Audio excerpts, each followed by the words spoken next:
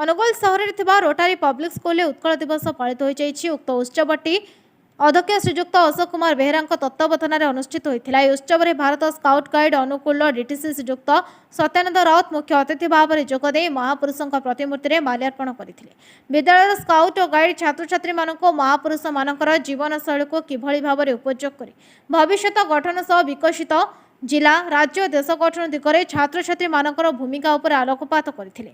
विद्यालयर उपाध्यक्ष डॉक्टर मनोरंजन पंडा ओडिया अस्मितार सुरक्षा भाषा साहित्यर विकास सह ओडिशार सामग्रिक विकास में भागीदार होई ओडिया भावरे निजको गौरवान्वित करिवार सुजोग हाथछड़ा न करबाको छात्र छात्री माननको उत्साहित करथिले। विद्यालयर स्काउट मास्टर दुष्मंत कुमार नाथों समेत समस्त शिक्षक शिक्षयित्री उपस्थित रही ओडिशार गौरवमय इतिहास को मन पकाइबा स्वतंत्र ओडिशा प्रदेश स्वतंत्रता बजाय रखिबा अंगीकारबद्ध होइबा छात्र छात्री माननको उत्साहित करथिले। आज उत्कल दिवस उपलक्षे रोटारी पब्लिक स्कूल अनुगुल रे स्काउट गाइड मान द्वारा पालित हो जाए। सब ओडिया मानक पाए एक गौरव दिन।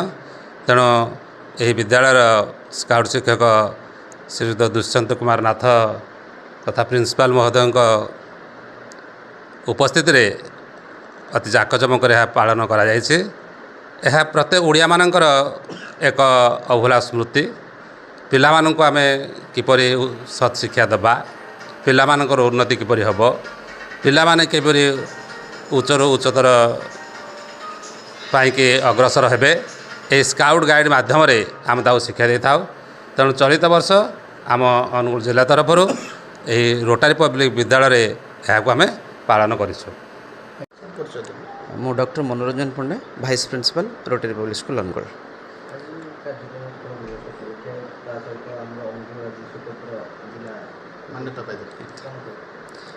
1936 एप्रिल 1 ओडिशा एक स्वतंत्र प्रदेश मान्यता पाइला।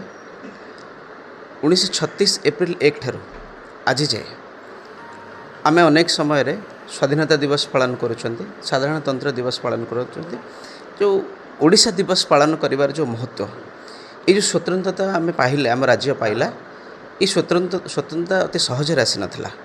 अनेक सैक्रिफाइस होइछि, एथिपई अनेक संघर्ष मध्य होइछि। ये जो संघर्षर कहानी आम पिला माने, आमर भविष्यतर पिला माने एक जानिबा दरकार, से इन्स्पायर हवा दरकार। देश को भल पाइबा कौन, राज्य को भल पाइबा कौन, राज्य को केमती भल पाई हम, राज्यर सुरक्षा केमती करी हम, ये आम पिला माने ये जनरेशन तो जानिबार अछि। तेणु आम स्कूल तरफ उत्कल दिवस पालन करिछु। स्काउट गाइड पिला माने शिक्षक दुष्यंत कुमार नाथ तांको ए दायित्वटे देइथिलु पालन करिवार। ए पालन कर आउ गोटे बड़ महत्व होछि, आज दिन में अनुगुल मध्य गोटे स्वतंत्र जिलार मान्यता पाइथिला। जिलार जन्मवार्षिक अनुगुल जिलार जन्मवार्षिक ताकू मध्य आम पिला भीतर पिला मन पकई देछु।